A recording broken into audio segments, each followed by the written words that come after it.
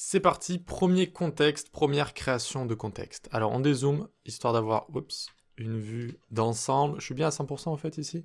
Ah, à 100% ça donne ceci. Ah, ça donne ceci. Toujours faire attention quand on est en train de coder au zoom. Bon, on va le laisser comme ça, c'est quand même bien. Ok, donc ici, dans source, on va pouvoir créer contexte. Tac, un dossier contexte. C'est toujours bien de structurer comme ça son dossier source avec plusieurs dossiers. Et puis même quand on a beaucoup de composants ou qu'on fait des applications plus grandes, on se fait un dossier containers comme ça. Hop, containers ou layout par exemple. Et là, on va avoir des pages complètes type accueil, contact, portfolio, etc. Et ça va importer tout simplement des composants du dessus comme ça. Histoire de bien séparer et d'éviter d'avoir tout dans le même dossier juste ici. Mais c'est pas le cas juste ici. Donc contexte ici, eh bien, on va s'appeler ça thème context.js parce que c'est un contexte pour le thème, hein, tout simplement. Et donc, comment ça fonctionne? On va pouvoir venir ici. Alors, import, évidemment, React. Et je vais prendre create context avec un C majuscule ici. Create context from React. OK? Donc, create context, comme son nom l'indique, va me servir à créer un contexte. Et c'est ce que je vais faire juste ici. Je vais faire export const theme context égale create context. Ok, donc je commence à me créer un contexte ici. Ça, c'est juste une initialisation comme ça de mon contexte. Et il va falloir que je crée un composant avec du state à l'intérieur. Et ce state, ce sera celui que je partage à tout le monde avec le state que j'ai créé. Donc ici, c'est juste une mise en place de mon contexte. Et donc, je vais faire const theme context provider, celui qui apporte, est égal props ici pour pouvoir utiliser props.children.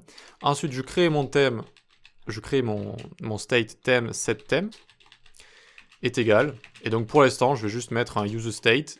Alors, use state. Et à l'intérieur, je vais écrire hello context. Hello context en anglais comme ça, très bien. Donc on a nos données qu'on a envie de partager dans toute notre application en fait. C'est ça qu'on fait. D'abord, on se crée un contexte juste ici. Ensuite, on se crée un composant comme ça qui va contenir notre state et ce composant va return theme context.provider. On va lui passer en props ici thème et on va le fermer comme ça directement et à l'intérieur, on va mettre props.children. Alors, qu'est-ce qui s'est passé ici? Theme context.provider, ça vient de la création de notre contexte ici, d'accord? Donc, c'est un provider, c'est-à-dire c'est celui qui va apporter mes données dans toute mon application. Les données, c'est les props que je passe juste là. C'est mon thème ici. C'est mon thème, tout simplement, ok? Et pourquoi props.children ici? Tout simplement pour... on va englober en fait notre application avec ce provider et ça va afficher tous les enfants qui seront englobés ici dans props.children. Ça n'a rien à voir avec le contexte, je vous l'avais déjà expliqué, props.children, c'est juste quand on ne sait pas ce qu'il va encore y avoir dans notre composant, on met l'endroit où on veut qu'ils apparaissent. Et donc là, entre ces deux balises, en fait, hein, tout simplement.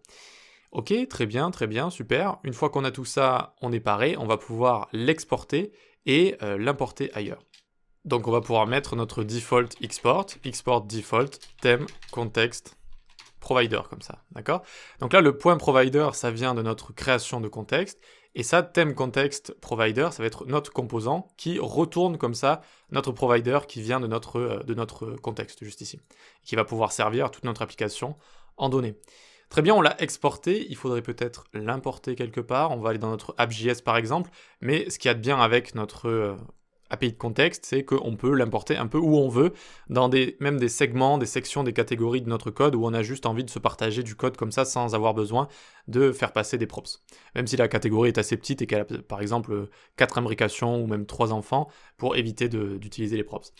Donc ici, on va le faire englober ceci, theme context provider, et on va entourer content ici. Du coup, j'aurai accès au state que j'ai créé là-dedans, dans content. Content qui contient également btn toggle. Ok, vous voyez qu'on a déjà une architecture comme ça. Dans app.js, je l'avais déjà importé. C'est bizarre ça, je l'avais déjà importé, tiens. Sinon, vous l'importez, hein, vous importez theme context provider from ./context/ theme context, comme ça. Ok? Donc maintenant, je vais y avoir accès dans content. Alors, dans theme context, il me dit qu'il y a une erreur, dis donc. Ah oui, j'ai oublié use state ici. Use state, évidemment, pour pouvoir l'utiliser. Ok, pas d'erreur, génial. On va essayer maintenant d'utiliser ces données qu'on a déclarées ici, c'est-à-dire hello world, et ensuite qu'on a fait passer partout.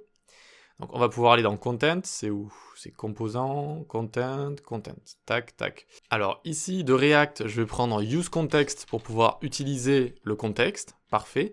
Et je vais import theme context from on sort, on sort et on rentre dans contexte et on va dans theme context. Theme context qui est exporté ici, export const theme context. Ok, donc on a besoin des deux, et on va pouvoir aller dans content juste ici. Et c'est parti, const destructuring, donc theme, ou theme en anglais, theme, et est égal use context, depuis quel contexte? Depuis theme context. Ok, et donc normalement maintenant je peux le loguer, theme comme ça, et voyons voir si j'ouvre ça, tac, tac. C'est bon, j'ai bien hello context. Donc ici, vous avez vu qu'on a besoin d'importer theme context et use context. Donc le hook use context va nous permettre d'utiliser le state depuis theme context, le state qui va ensuite ruisseler jusqu'à notre composant juste ici, et qu'on va pouvoir utiliser. Voilà.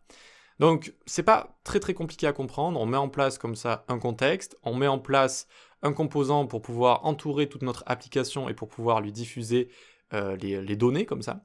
Et ensuite, eh bien, on va pouvoir l'utiliser à chaque fois avec useContext et avec le contexte qu'on a exporté. Donc useContext, j'utilise le contexte que j'importe.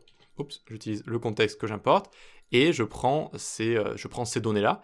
Et ces données, vu que j'ai entouré dans app.js tout mon content juste ici, avec un provider, comme ça, avec mon provider, eh bien, elles vont ruisseler jusqu'à mon composant sans que j'ai moi-même à faire comme ça des props qui vont passer de parent, enfant, parent, enfant, parent, enfant, parent, enfant, comme ça. Voilà.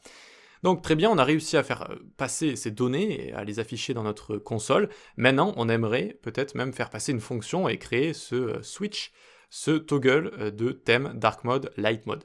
Allez, on voit ça dans la prochaine vidéo.